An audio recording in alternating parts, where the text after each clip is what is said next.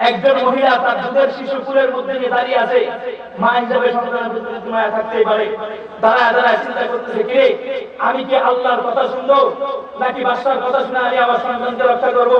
এই কথার ডিপ্রেশনে যখন ভুগতেছিল, আমার আল্লাহ উপর থেকে ছোট্ট এই শিশুর জবানকে তুলে দিয়েছে।